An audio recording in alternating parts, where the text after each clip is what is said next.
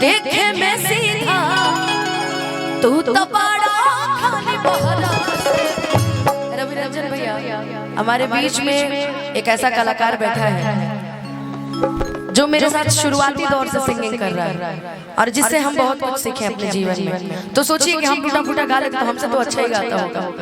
तो मेरे बीच में प्रशांत आया हुआ है, ये ब्लैक कलर का जो गमछी डाला है ऑरेंज कलर का, बहुत सुंदर गाता है। तो आज उससे वो गाना सुनेंगे। आओ जरा इधर आओ मन्नू, एक माइक दीजिएगा, इससे वो गाना सुनेंगे। अच्छा कोई बात नहीं। दे दा दिल जवानी, बहुत खूबसूरत गाता है भैया। कि तू तो अनुपमा के दिल में मतभेद कर देला। लाइट रखिएगा। कि जोना थरिया में खैला ओ में छेद कर देला। कि केहू न जान पागी, केहू न जान पागी हर तोहरा के गहरा से, तोहर नाम भइल हमरा से हम बदला।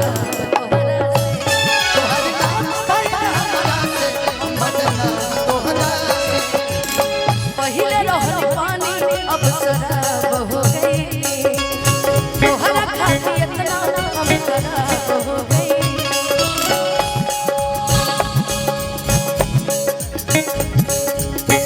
देखे में सीधा, देखे में सीधा तू तो बड़ा खाली बहरा से। देखे में सीधा तू तो बड़ा खाली बहरा से।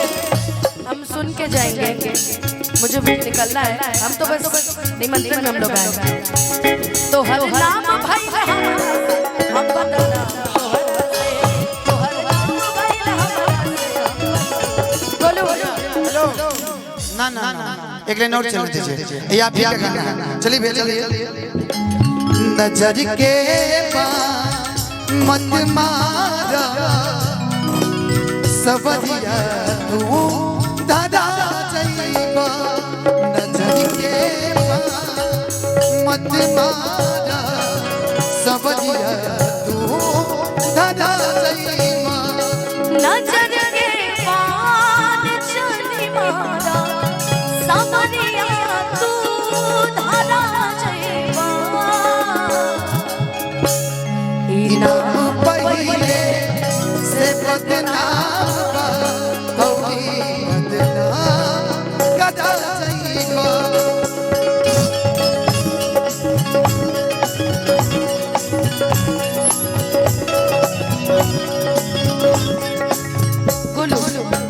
रुक जाओ, एक लाइन मैं गा देती हूँ, उसके बाद मैं माइक थमाऊंगी मन्नू को, सॉरी प्रशांत को, और मैं बैठूंगी, इसका गाना सुनेंगे। आप दोनों साथ में गाएंगे, अच्छे लगे। अब मैं बैठूंगी। अरे दो गो माइक, जब जानते कलाकार जाते हैं तो 10-12 गो माइक सबको दे दिया करिए। मतलब की दुनिया के ये सच्चाई बा, मतलब की दुनिया के ये सच्चाई बा। लोग प्यार से जरता, लोग प्यार से जरता बदनाम सलाइबा। लोग प्यार से जरता बदनाम सलाइबा। नफरत की दुनिया के ये सच्चाई बा, नफरत की दुनिया के ये सच्चाई बा। दिलदार के दर्द है, दिलदार के दर्द है। प्यार से जरता बदनाम सलाइबा।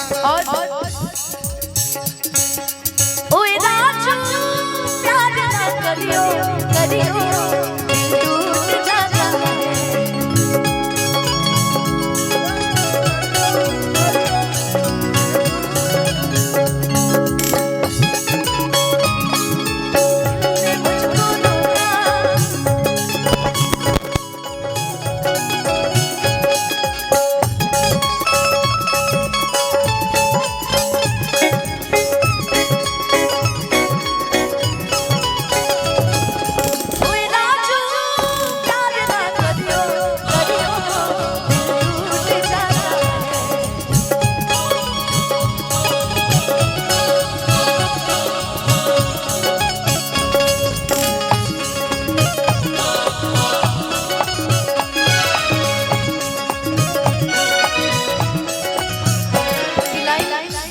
खूबसूरत है। एक एक मुखड़ा का है, सॉरी एक एक अंतरा का।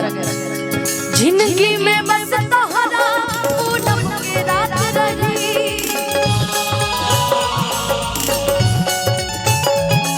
उगत सूरज रहा ना दुनिया साथ रही,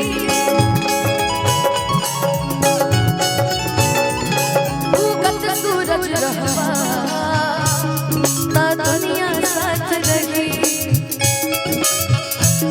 बोलो ये अनुपमा के तो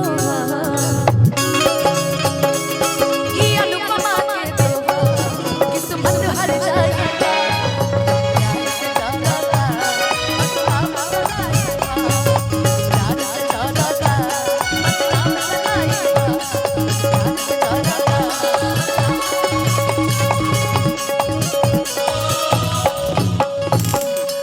कि लोग प्यार से ज्यादा बदनाम सलाइबा। बता बिना पैसा लिए माचिस का प्रचार कर दिया। टोमेटो वाला एक आप सुना दीजिए वाला गाना। हम लोग हैं